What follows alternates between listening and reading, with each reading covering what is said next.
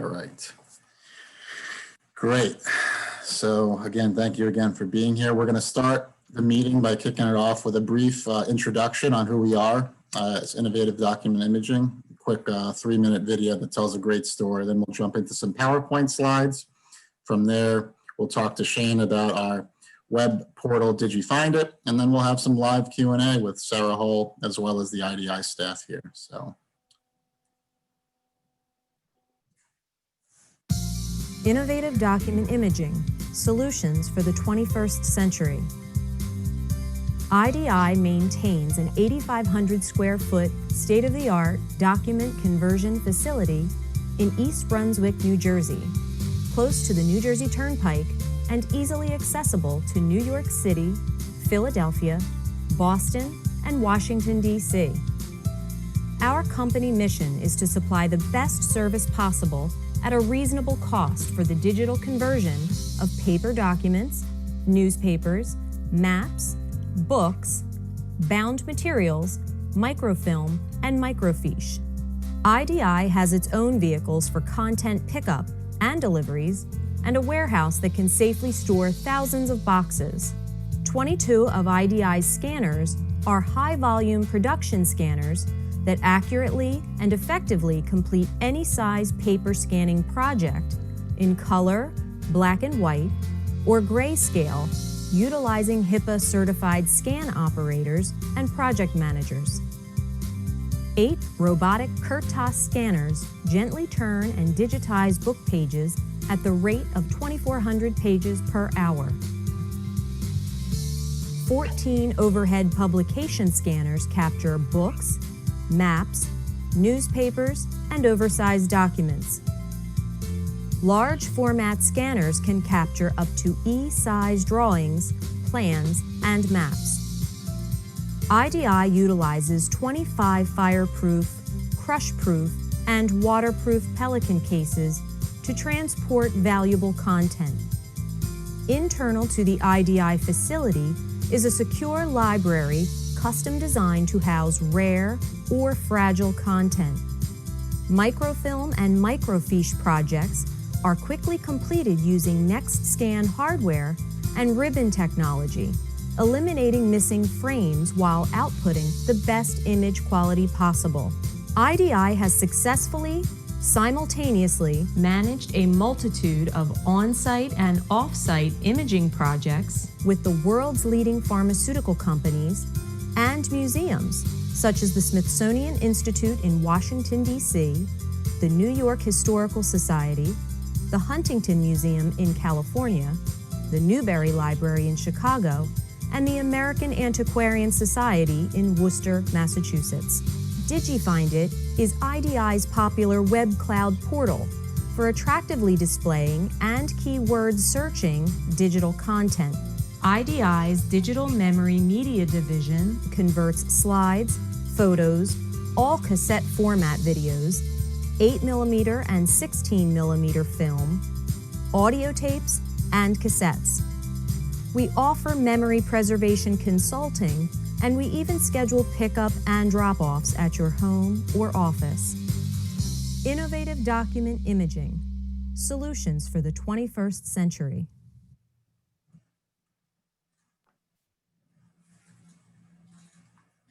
Great. Hope that came through pretty good.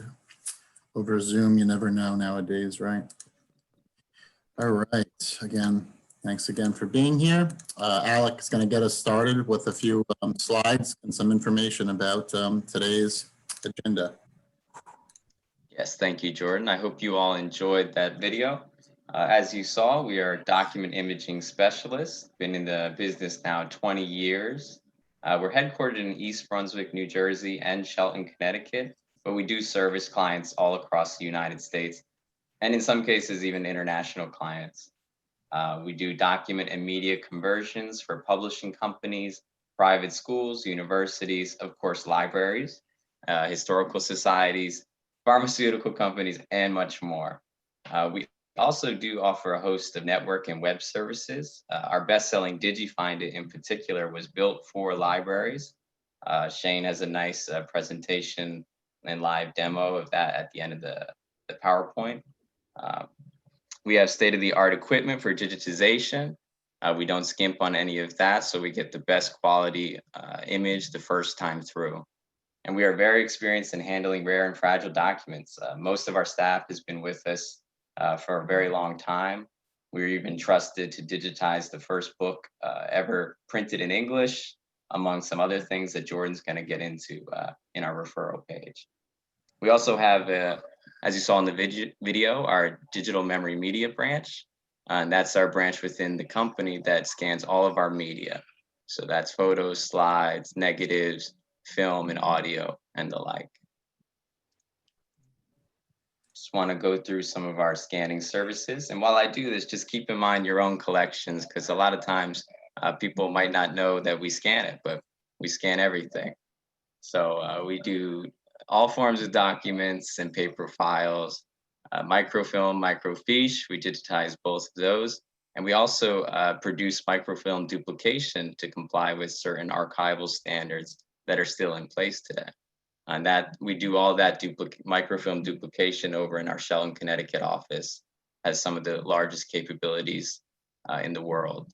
We also scan books, ledgers, journals, city directories, photo slides and negatives, as well as large format drawings and maps. Like I said, our DMM division scans all formats of audio and videotapes, 8mm, Super 8mm, and 16mm film reels, if you have any of those lying around. We also do newspaper and news clippings, which are a great source of archival research we found with our clients. And again, we're experienced in handling those rare and fragile documents, so you have that peace of mind with IDI. Just to go through some of our technology services, we do optical character recognition, also known as OCR.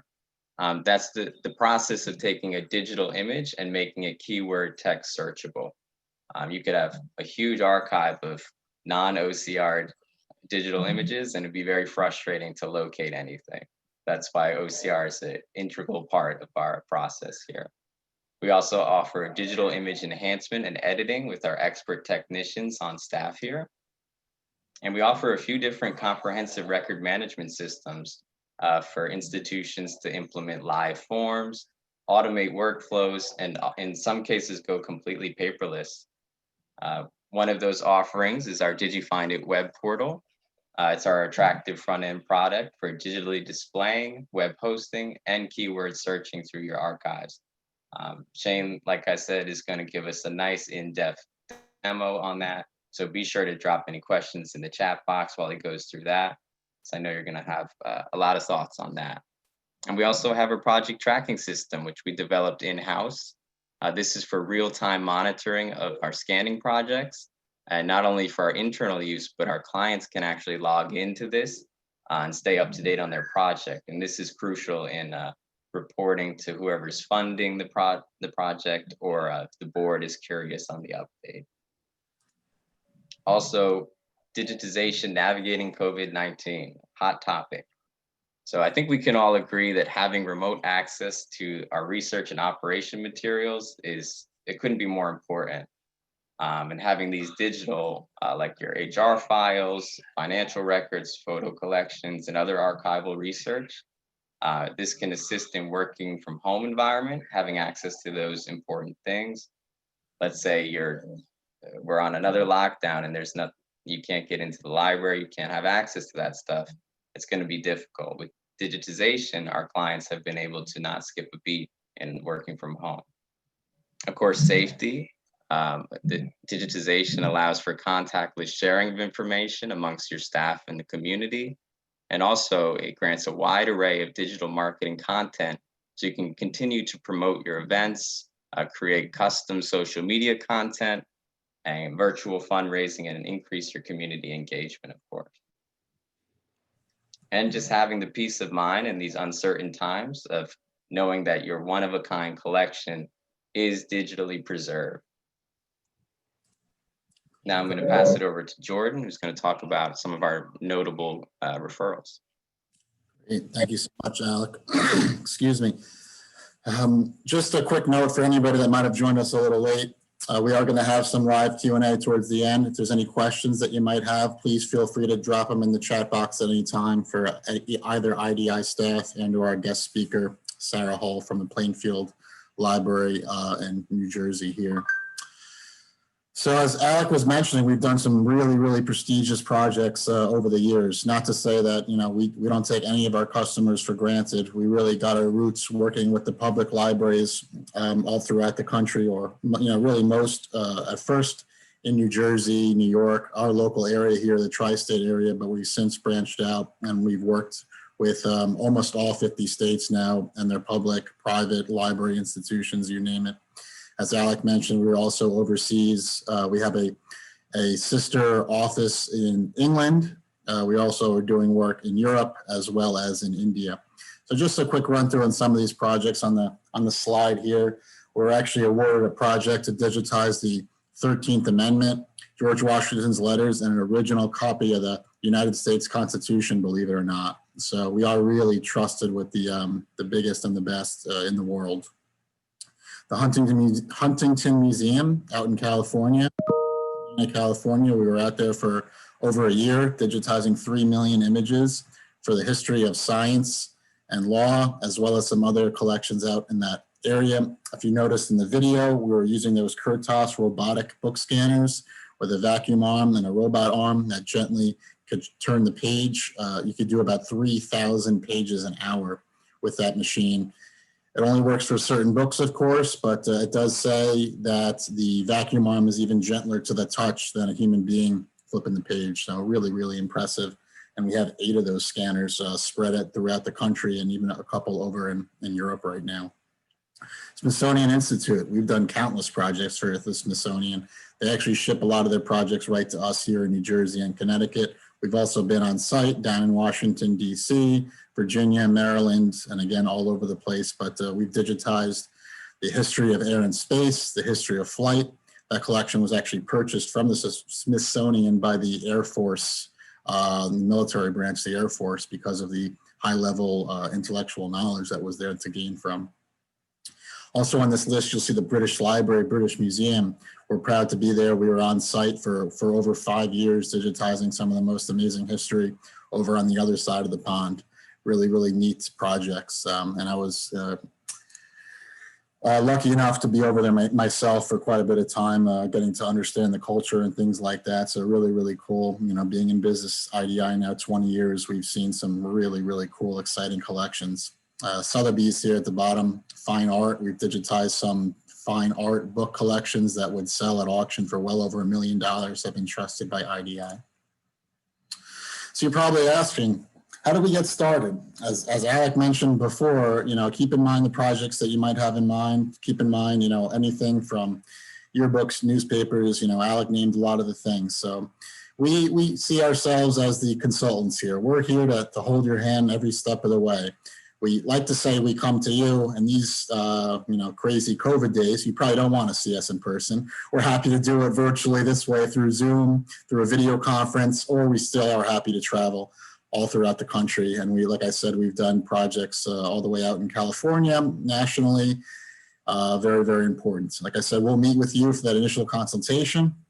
I'll identify the scope of your project. We'll give you some of our, best ideas. We're discussing either a web-based solution to host your materials, or whether, it makes more sense to host it on your own server or any other, there's many, many ways to go about that. We're very experienced in estimating the image counts, media types in your collection. What's crucial about that is, is your project going to cost your library $100, or is it going to cost the library $10,000?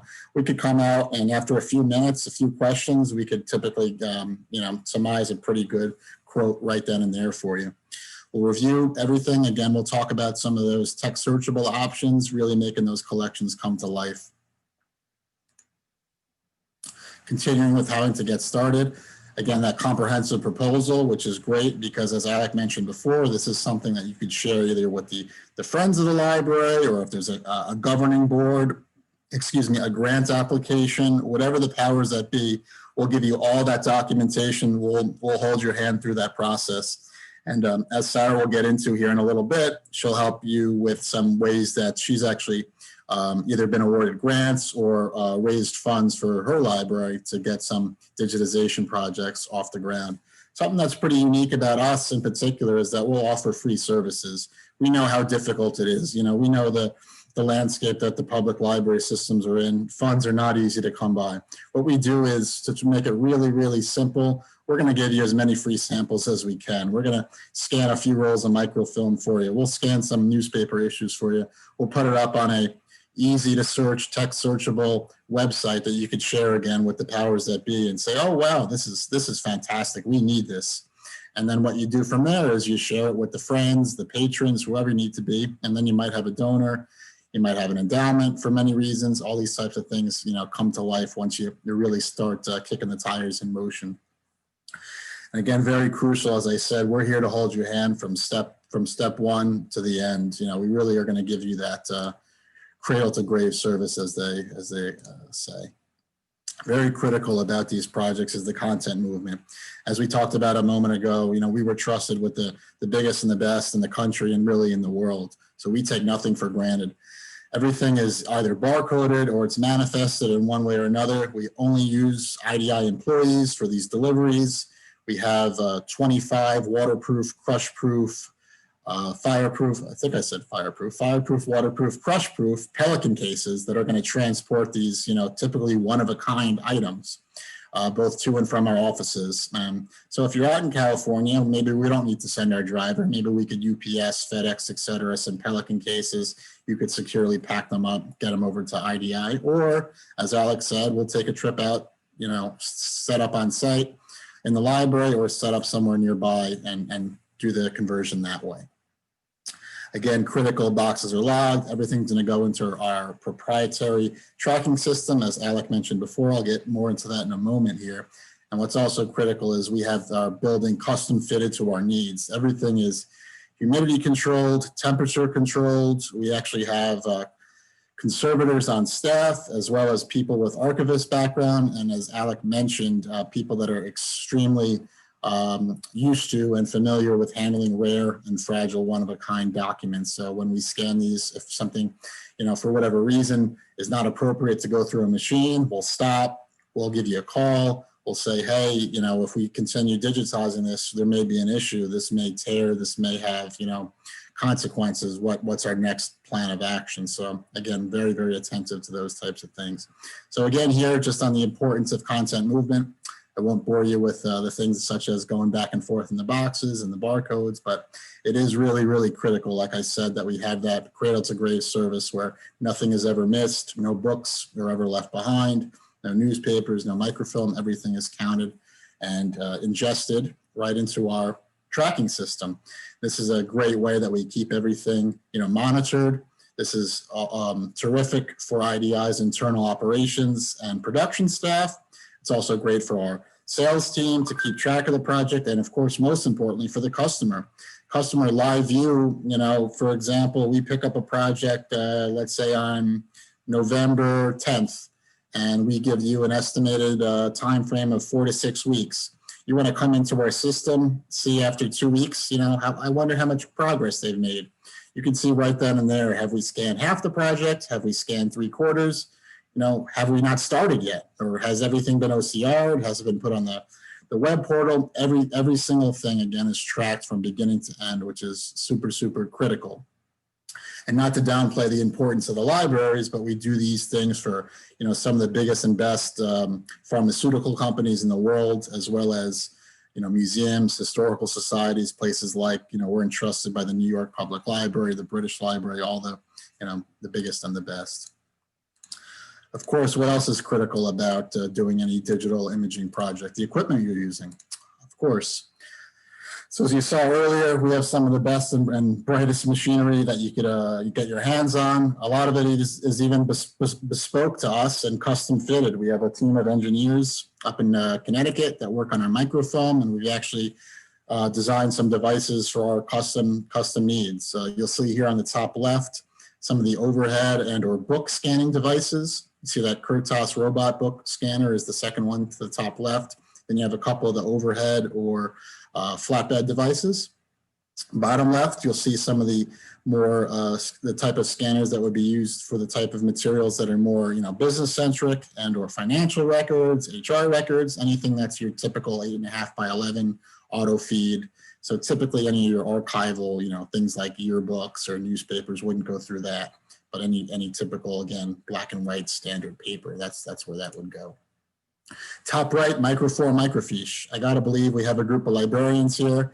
I gotta believe every one of us here knows about microfilm and microfiche. Not everybody I come through nowadays does, but I gotta believe everybody in this group does. We've probably digitized more microfilm and fiche than any company in the world, and we specialize in these types of conversions. We have the best and the brightest, the next scan hardware, ribbon technology. It's basically the Cadillac, they say, of microfilm scanning. No image is ever missed. You're going to get really, really bright images. And what this could do is, if you're still holding on to those old, robust microfilm reader printers, you could get rid of them and go digital. We'll help you as best we can with that.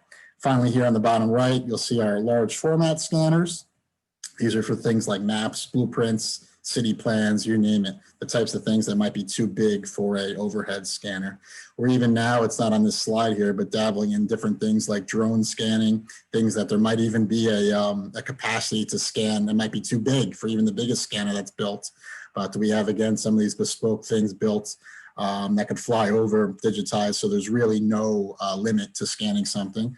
Because we also specialize in digital stitching as well, which is really cool. We're actually working on a project right now as these libraries pop up and on the page at the, feel like it's notable to say, at the Royal Geographical Society over in London. It's actually the biggest collection of maps privately held in the world. We digitized well over 80,000 maps now for the Royal Geographical Society and counting. And some of these are 5 feet by 10 feet. You can't even fit it in a room. Some of them are so big, it's enormous. So with that, I'll save my breath for a second. I'll kick it back to Alec to talk some more about some library customers we've worked with in the past. Yes, thank you, Jordan. IDI has had the great opportunity of working with over hundreds of libraries over the past 20 years to basically exactly what this topic is about, taking their physical archive to a digital space and making a keyword text searchable, which is always important. What I wanted to say, we have many clients that are very happy with our work. We are very happy working with them. So I'd be more than happy to connect any one of you with any one of them. You could talk librarian to librarian and see how they enjoyed working alongside of us. One library in particular I want to highlight is the Plainfield Public Library. This is here in New Jersey, and coincidentally, our guest speaker, Sarah Hole, hails from this library. We've enjoyed working with them for the past 10 years on various projects. One in particular we're working with now, it's a very exciting project, is over 280 police record ledgers. They're just chock full of great archival and research information. We're throwing them up on their custom DigiFind It web portal as we scan. We've also done large projects of film reels, vinyl records, over 200 microfilm rolls of newspapers and city directories for them, and over 100 audio cassettes, all, like I said, all on their custom DigiFind It web portal. I was able to meet with Sarah a couple weeks ago over Zoom, and we recorded a nice little Q&A video for you. It's about 10 minutes long. We do have Sarah here live for Q&A at the end, so don't worry about that. Just drop any questions in the chat.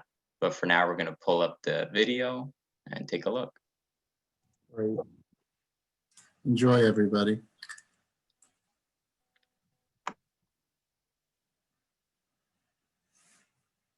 If you could just take a moment and introduce yourself and tell us a little bit about your library background.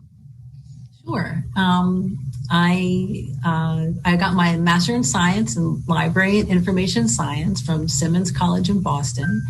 And then I started out actually in dental and medical libraries. I worked in Boston at what was the Forsyth Dental Center. And then I came back to New Jersey and was archival assistant at the UMD&J Smith Library History and Medicine Room. That's actually part of Rutgers now. I worked in Media Center at Gibbs School, and then went back to UND&J at their foundation, where I did research and database management. I ended up here in Plainfield in 2008, and I started part-time as a part-time grant worker in the local history department, and then part-time also in the information technology department. And so I've been doing this for about 20 years. What was one of the first projects you looked into getting done under your regime? One of the first ones that we began with IDI was our city directories, which you did. And that was actual microfilming of the books themselves and then digitizing that. And then you also did our digitization of our early newspaper microfilm. And all of that was done with grants. We wrote Union County grants and also Historical Commission grants, special project grants to have that work done. We really needed to demonstrate the worth of these projects and why we chose them and why they were important. And we also needed to find a balance between the historical content that we wanted to provide, our own technical understanding, and our ability to sustain the technology. One of the things we needed to do was to maintain statistics on our access and our use of these things. So right away, that's something that we always done. My predecessor did that. We've always kept track of our use for our own reporting, but also for grant reporting. And then another thing we needed to do was not just rely on one organization for the funding. It's really important to ask multiple funders. When you say usage, is that internal or like analytics, tracking your community engagement?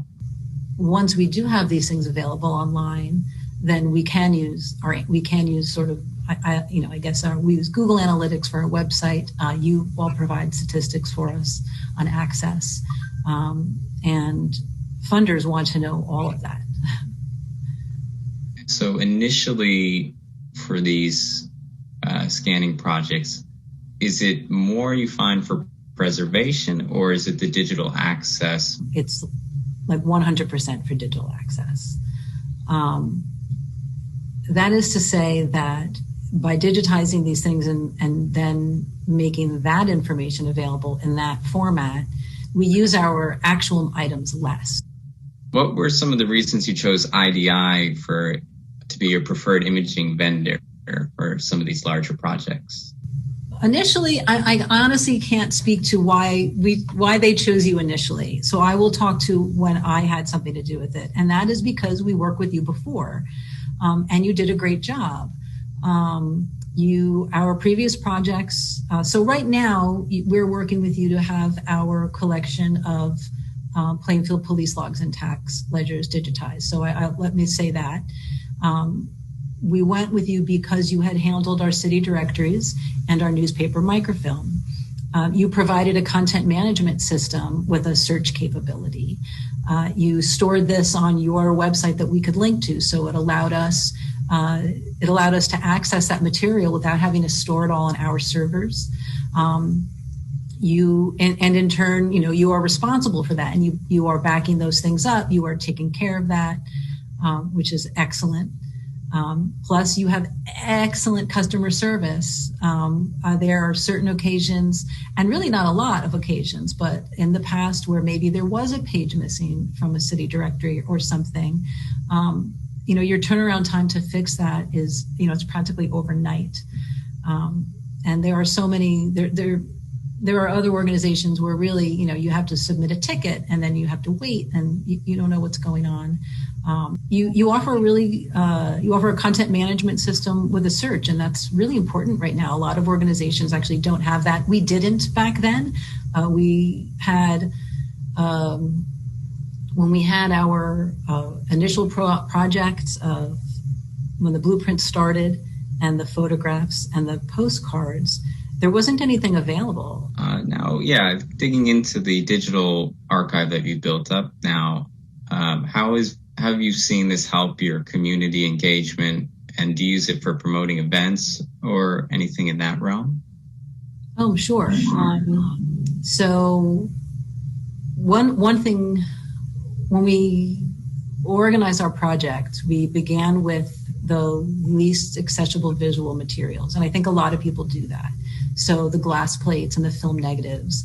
And I think by starting with visual materials like photographs and maps and postcards, it's easy to sort of capture your audience. You can use those images, particularly now. We have platforms on social media, a lot of news. We use the Tap Into news site, and there's always an opportunity to add an image. So a photograph or a postcard or something like that, and having that digitized and at your fingertips makes it so easy to do. Last year, Plainfield celebrated its 150th anniversary, and the library was able to easily provide, over 100 images of photographs and postcards. They used it in their displays and in films. They used it on banners in the street. We always use it to promote our events. If we wanted to put, for example, a page in a city directory on display, we don't have to use the actual directory. And not only that, but we can then, blow that up. We can zoom in on that. We can use it in physical exhibits, and we can use it on our virtual exhibits. In light of COVID-19, have you noticed an increase in need and desire for more digital resources to be made available? Yes, absolutely. The local history department has not yet opened for in-person access to our collection. So we try to make everything as much as we can available on our website for our researchers' use. Historically, you've had a lot of success in finding funding for these big projects. So I wonder if you could share a technique or some kind of strategy that you use to obtain these grants. Yeah. So I don't have anything special that I do. You want to look for your local funders. So any local foundations. You want to look to your county funders. So the Union County Office of Cultural and Heritage Affairs. Other counties have similar organizations. There's state funders like the New Jersey Historical Commission, who help larger organizations. Now, smaller organizations really have to focus at the county level.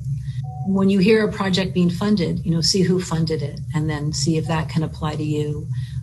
There's also crowdfunding and community fundraising. On our webpage, we have a place where people can see, what their donation will bring to them. So $20 will bring, the purchase of a box, or we'll get this many photos digitized or something like that. Everybody knows about the foundation directory. So they have an online service. If you're really looking for funding and you want to get into a lot of funders, definitely go that way. Particularly now, I think we can all make a very good argument that digitization will allow us to continue operating.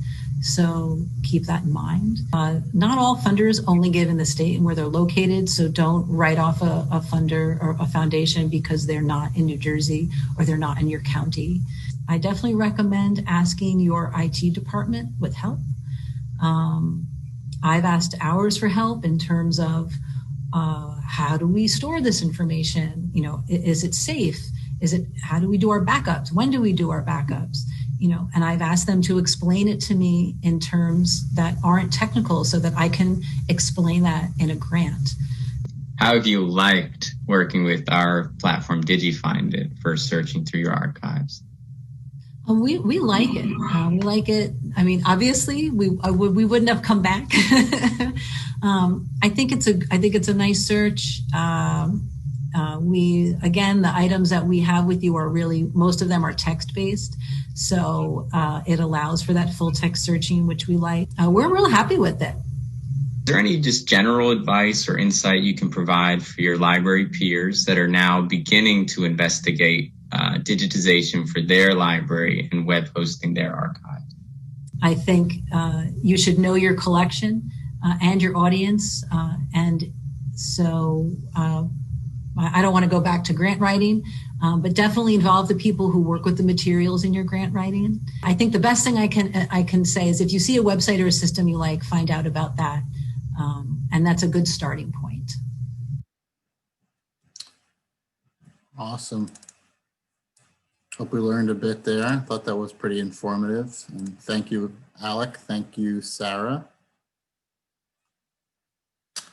All right, a couple more slides to go here before we pass it off to Shane for our Did You Find It demo, and then we'll have some live Q&A with Sarah and the rest of the IDI team here. So just a couple other case studies to run through. Edison Public Library here, also in New Jersey, opted for the Did You Find It web portal. They've had things like over 2,000 photos, slides, and photo albums. We've digitized all their yearbooks, which is very cool for alumni engagement and community engagement, All their board minutes and city directories, we're currently digitizing them moving forward as well as going back. Which is a great, picture the city directories are almost like the phone books. So what better resource to have, local history and research than that. So all that's been digitized and it's up on their locally sourced web portal. Also some historic and fragile books and ledgers, as well as well over 10,000 pages of their local newspapers. Again, all text searchable via the Did You Find It web portal. Next, a collection I'm very proud to say we just recently completed for the Fordham University Library right here in New York City.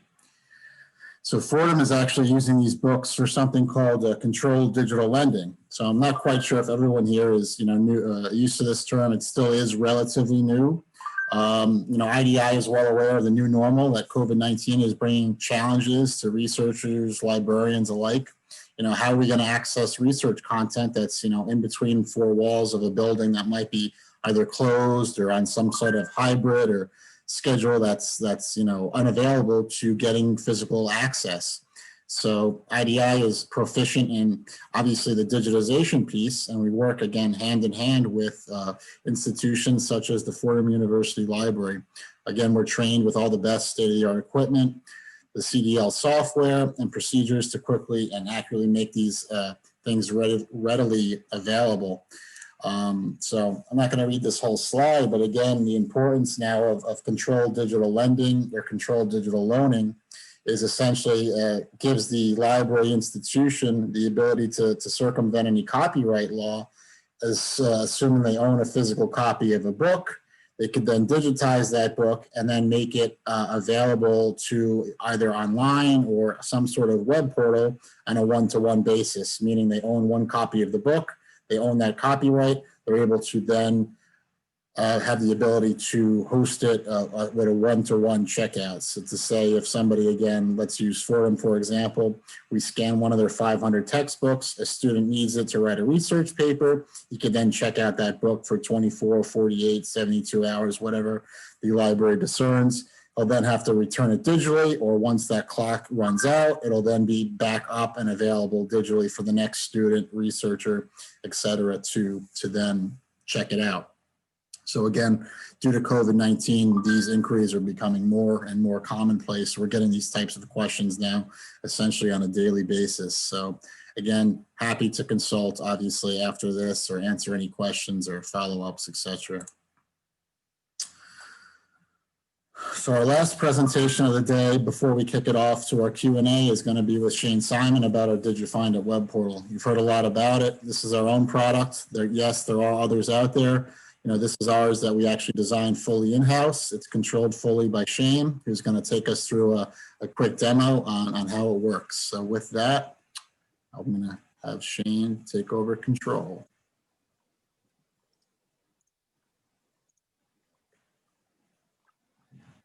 All right. Hello, everyone. For those who joined late, once again, I'm Shane Simon, Head of Web Services and Lead Developer for Did You Find It? Our fully customizable content management system. Here at IDI, worked with probably over 100 libraries here in New Jersey and may have just as many websites.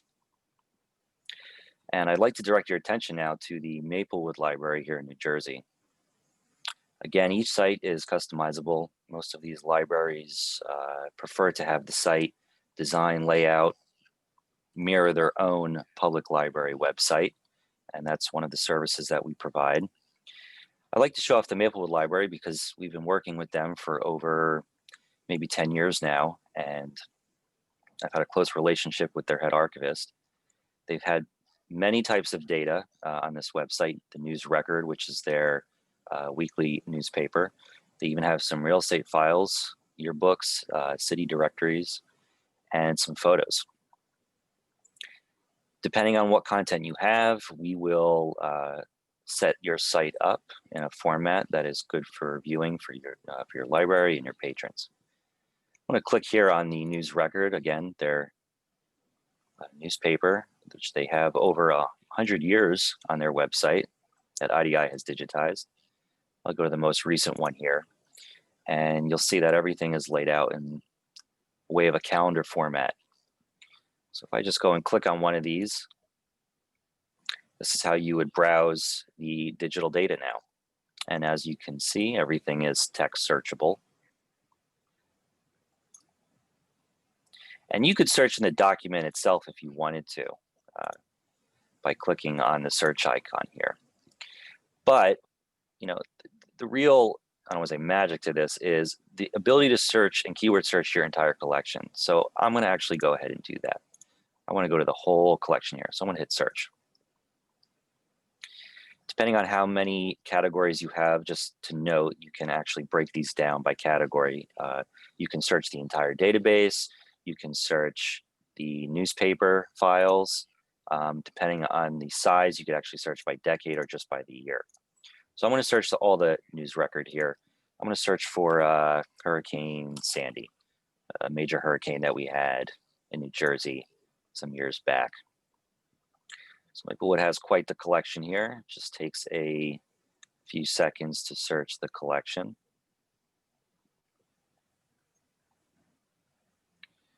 All right, and here you go. Tells you the category that you searched, how many results. So we've got 219 pages. It's a lot, but we did search the 100 years of newspapers here. You get the file. So this is your date, 2017. And you get the highlighted term with a description around it. Let's say I want to find something more relevant, something maybe referring to Hurricane Sandy more recently. So I'm going to hit sort by date here.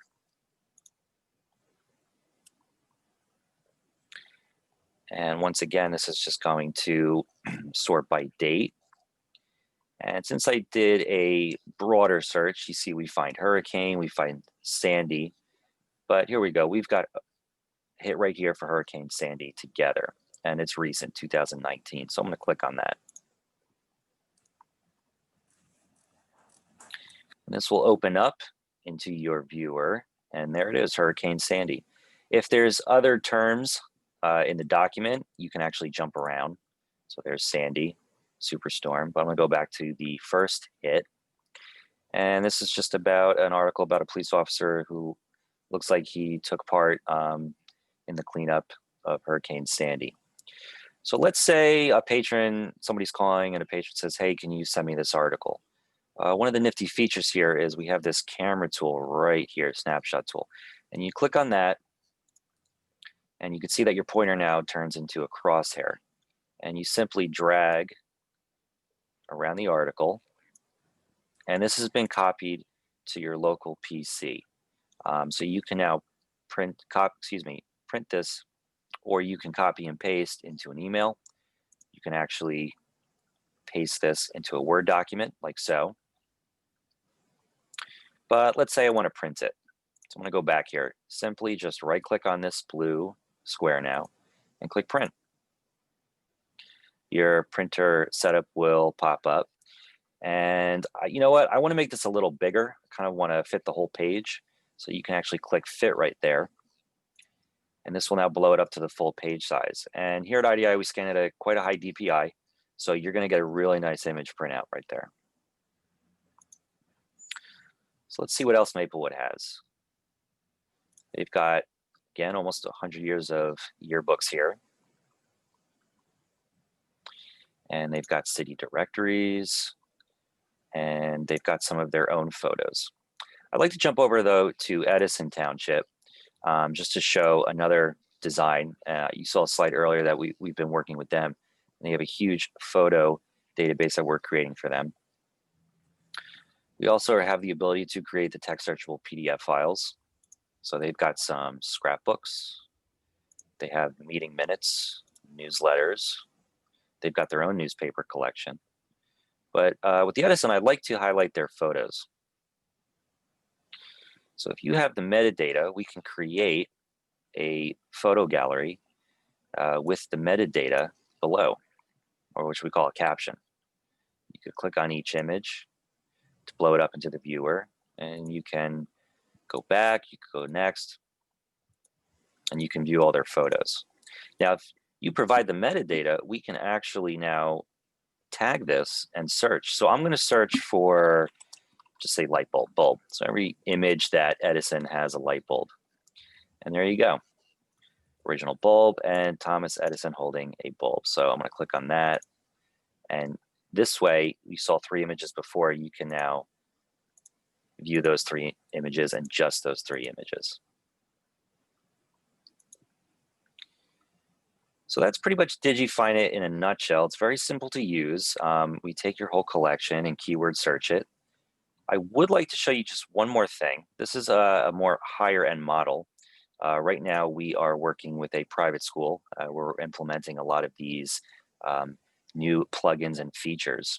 One of those include logins. So each login could have their own credentials and their own ability to access different parts of the website. That's actually another thing to highlight on. I know a lot of libraries have issues with rights to the website. So you're always allowed to have it at least inside the library, and we can restrict it by password, or we can restrict it by the building IP. This way, only people inside the library can view it. So going back to our website for Buckley Country Day School, I'm going to log in here as a user now, and this takes us to the backend of the website. So this is what we call the admin panel or the dashboard. This is what you would use to really control your own data. So if I go back to the main site, this is what you would see on the front end. This is what your patrons would see. So here they have the ability to view their plaques for the school year. They have yearbooks, and they have their own photo gallery as well. They have a much bigger photo gallery, so each one is broken down. So I'm going to go back to the admin side, and this is, again, you can only access if you have a admin login. Just to show you, they've got some videos, which we haven't seen yet. So let's take a look and just click on a video here.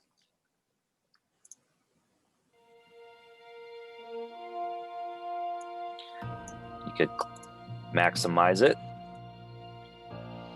or minimize it. That's how you... I'm sorry, Jordan?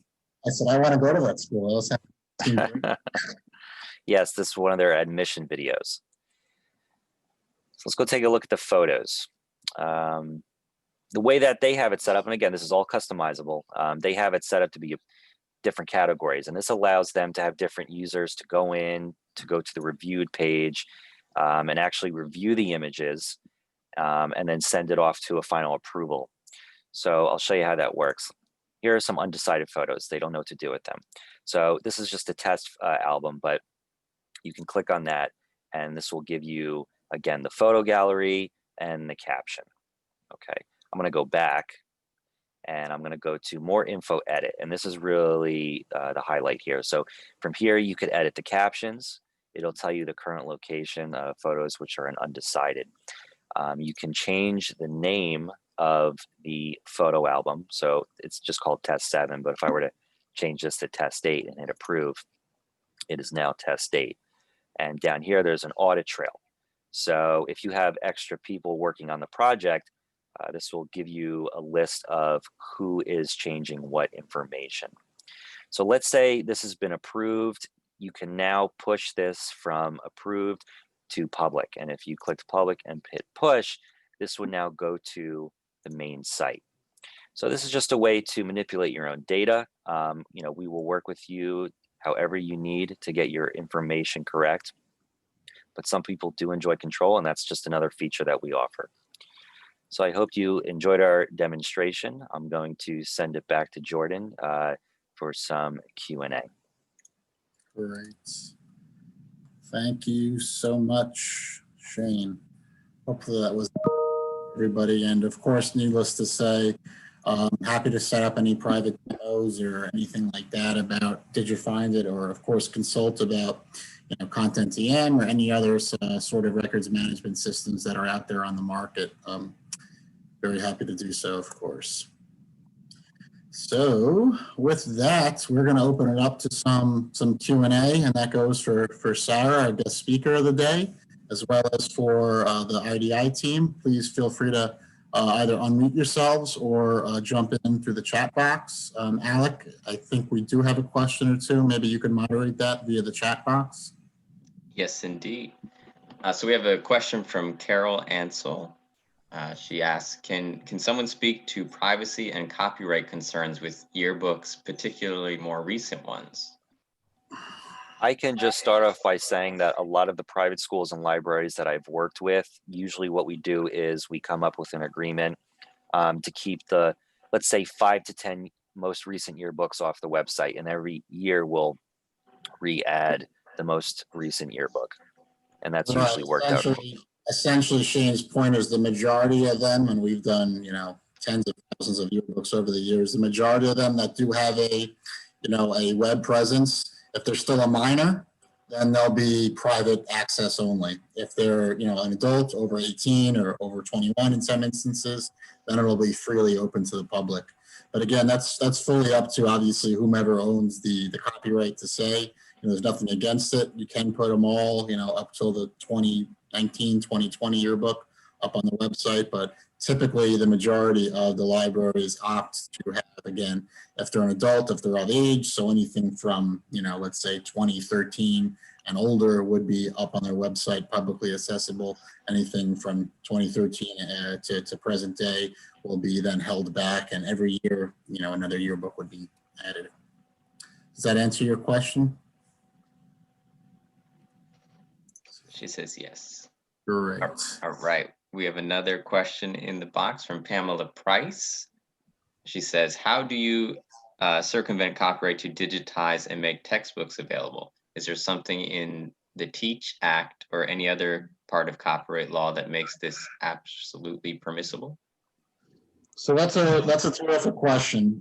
That's one that, depending on your collection, we probably could speak a little more openly, offline. But according to that CDL, for most libraries, universities, etc., assuming the textbook is owned, freely by the university, they are able to use it in their domain, meaning that if the student is paying tuition, if the university has paid for access to that book, they are allowed a 1-to-1 ratio of that said textbook. But again, there is more to it than that. Happy to dig deeper if you'd like on a private conversation. And to be fully, transparent with you, it really depends on the institution too, as well as the full owner of the copyright, or the publisher itself, I should say. But like I said, we could have definitely a deeper dive into that, if you'd like. But hopefully that at least gives you a little bit of an answer to your question. Excellent. We also have another question.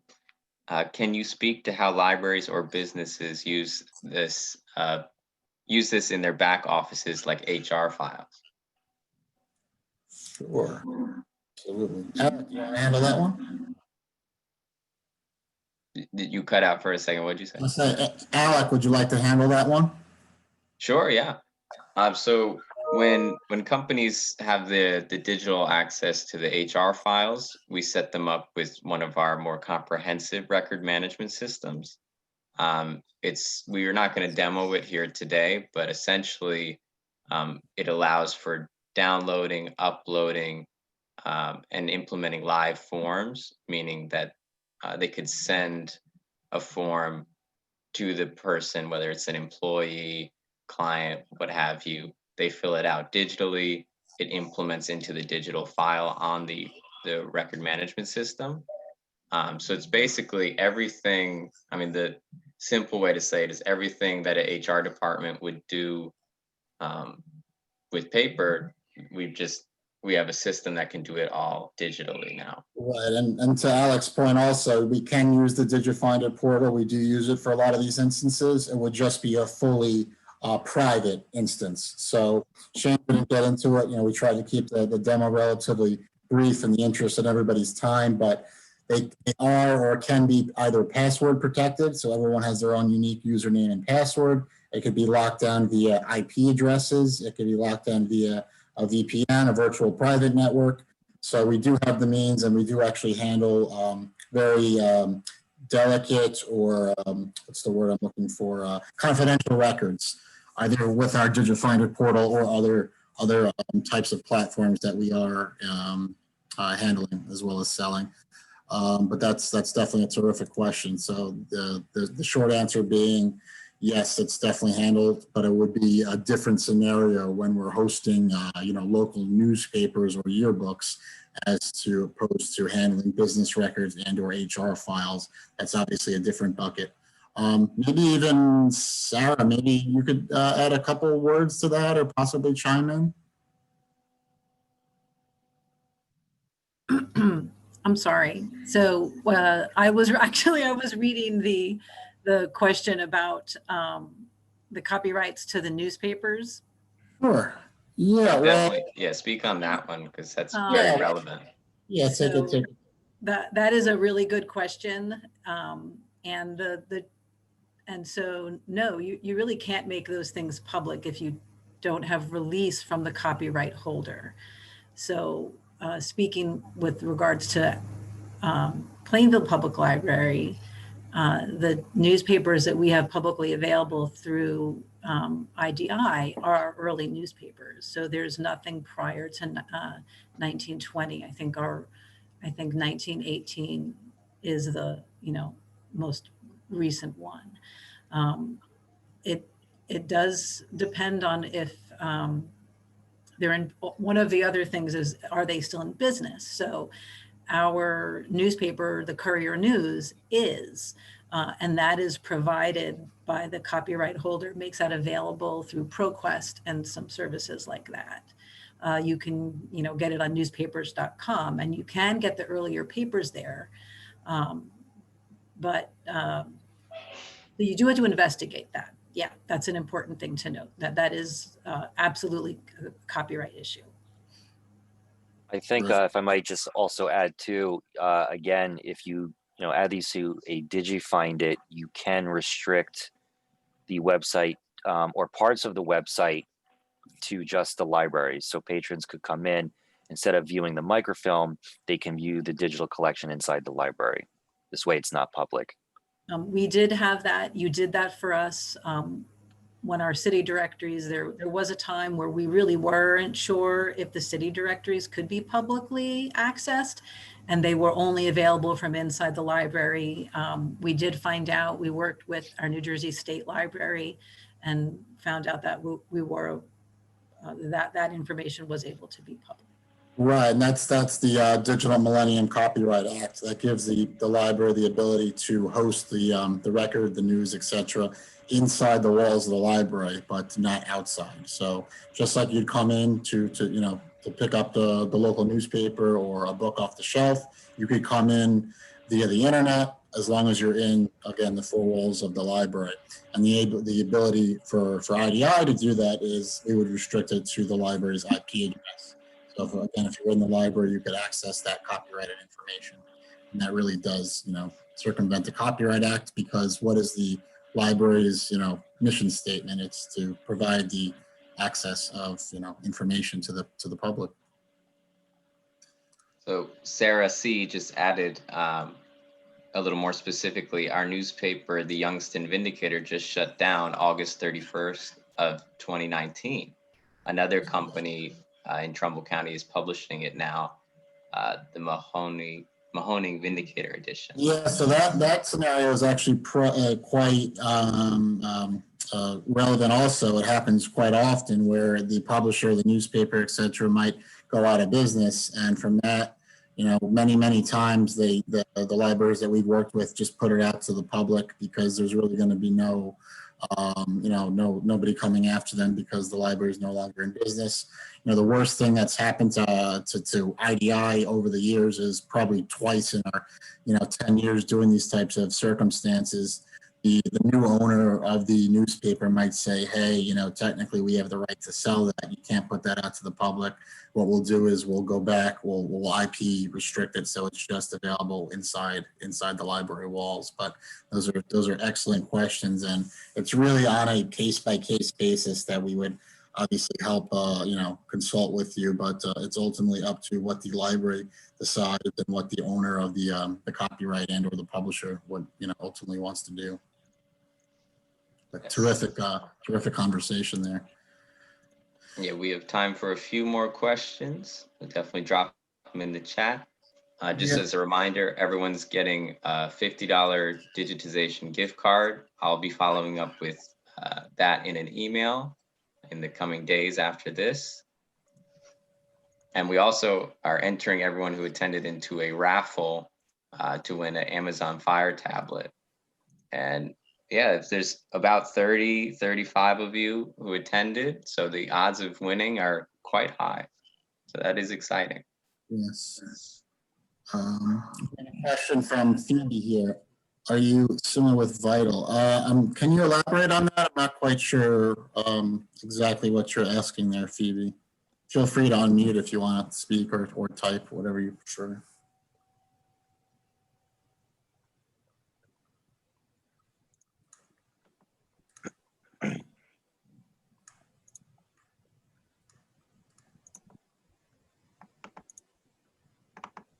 It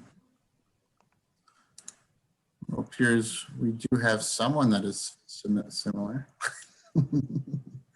That's all right. Let's see. I'm sorry, I can't answer that question. I just don't know. Great question by Amy here is, did you find it saved and backed up on your site? Yes, there's actually two forms of backup in our New Jersey and our Connecticut location, as well as a third party offsite.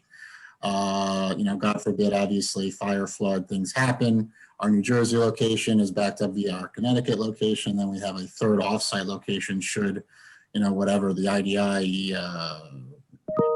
goes down in Jersey and Connecticut, there is a third offsite in the Midwest. But a terrific question. So that acts as a, sort of a backup for your data, as well as obviously the ability to text search it. But that's a terrific question.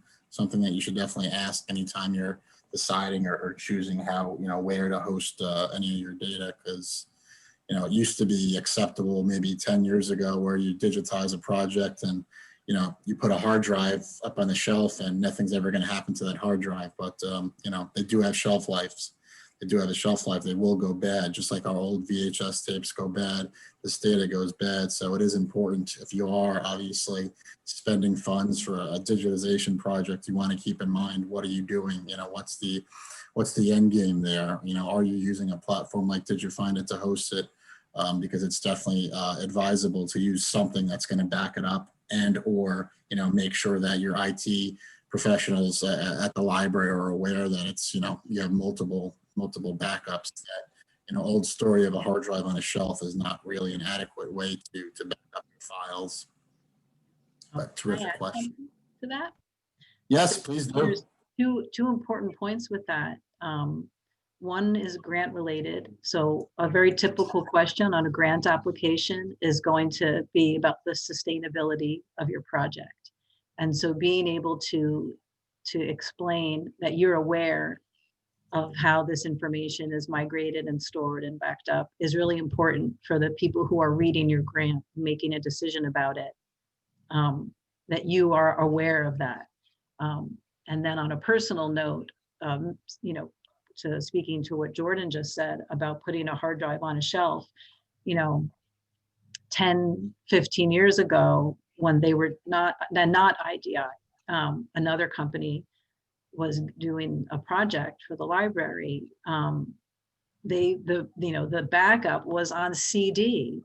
And so that we can't even access that now. So we had to, we years ago migrated that data over to our networks. But some of those things were lost. Now the CDs were storing the digital backup of microfilm. So we have that microfilm to go back to. But so, yeah, just keep that in mind with any company. If they're not going to show you like what IDI just did now, how this information is being cared for, you make sure you ask. And if they don't have anything to tell you, it's not the company you want to go with. Yes, thank you so much, Sarah, for adding that. Yep, absolutely agreed. Quick one from Colleen. Thank you so much. She's saying it's very informative. We appreciate that. And yes, we will be sending along a recording of this. Alec will be in touch.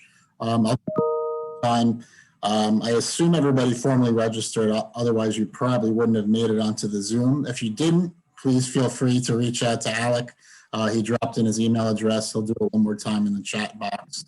But we will definitely follow up with the recording, as well as Alec mentioned a $50 digitization gift card just for participating, and that's to be used for anything, whether it's your own personal home videos, getting started with a DigiFind It web portal, scanning a yearbook, whatever, you name it, that's what that's good for. And one lucky winner will be given the Amazon Fire tablet. We do have one final question here before we wrap up today's session from Sarah C., which says, our library is currently going through a renovation project looking to create a digitization space. Do you offer advice on equipment for libraries to have available for the public to do their own digitization? Yeah, that's a wonderful question, and probably something that's becoming more and more relevant nowadays. And the answer is yes. We would be very happy to consult. We've, we're a reseller of many types of digitization equipment. I mean, typically, for our own sake, we'd prefer to say, just give us your documents. We'd be happy to digitize for them. But obviously, there's a lot of these one-off where you want to have things available to the local community. So there is obviously a ton of need to have these types of, machine scanners available. So the answer is yes. Very happy to have a side conversation, either myself, Alec, or one of our other representatives to talk about or consult with you on some ideas about setting up a digitization space in your library. And one last one here from Amy. Do you have an estimated price list, or is all quoted estimates? The short answer is it's all quoted estimates. If you have a quick thing like, one yearbook, typically around $100. One page of newspaper, it really depends. These things are so variable. If you have one VHS tape, we sort of have a list price for that, but it really is good practice to speak with us because there's so many variables, at play, which, I know Sarah could speak to, as well as probably many of us that have done a digitization project. Is your newspaper from 2020? And could run through scanning it in 3 seconds, or is your newspaper from 1820? And you need to, bring in an outside consultant just to help me, bring it through the door. It's falling apart so much. So again, short answer is everything is typically custom fit to you. But again, no charge consultation, no charge free samples. Let us know. We are here to help. We are, we specialize in working with libraries, nonprofits, et cetera. We're here to help give you the tools to, go to your boards, go to your powers that be to sell the need, the importance of digital access, digital preservation, et cetera. So yes, let me jump in. Shane and I do a lot of private demos of DigiFind It, consulting, et cetera, over Zoom. Since COVID started.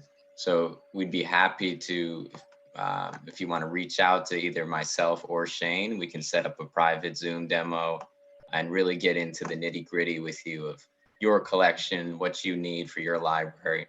Because it is as Shane said, it's a very customizable software. So it can be scaled down to one collection all the way up to some of the things he showed us today, which are very robust. So definitely reach out to either myself, Alec, or Shane, our web service manager, and we'll be happy to schedule with you a Zoom call. Great. Well, thank you so much. Everybody be on the lookout for an email from Alec. You don't want to miss out on your digitization gift card. And again, if you're out in California, Midwest, wherever it might be, we do come to you. It's part of our servicing. And, you know, if something easy, like I said, you ship us a yearbook, we'll digitize it for you and we'll ship it back, you know, either on a flash drive or obviously nowadays, I'm sure everybody's familiar with an FTP or a Dropbox. So any which way, we make it work. They call us innovative for a reason.